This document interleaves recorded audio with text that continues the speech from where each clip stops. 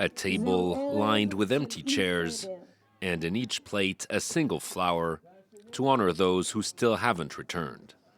Israeli protesters gathered outside Benjamin Netanyahu's residence Monday to mark the start of the Jewish holiday of Passover, but there were no festivities, only grief and frustration on a day meant to celebrate freedom.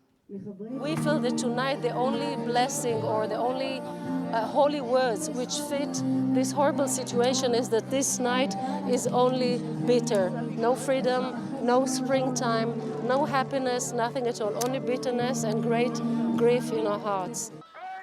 As the night wore on, protesters set fire to a symbolic Passover table and chanted slogans calling for the hostages to be rescued. Israeli officials say 129 captives remain in the hands of Hamas, but efforts to secure their release have stalled since a November deal that saw over 100 freed in exchange for a week-long truce. Many Israelis are blaming Netanyahu's government for failing the remaining hostages and accuse the Prime Minister of prioritizing the war over their safety.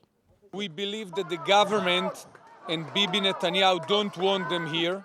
He don't want the hostage back. He wants to keep the war. He's afraid that the war will end because he's afraid that he's going home and he's going to prison.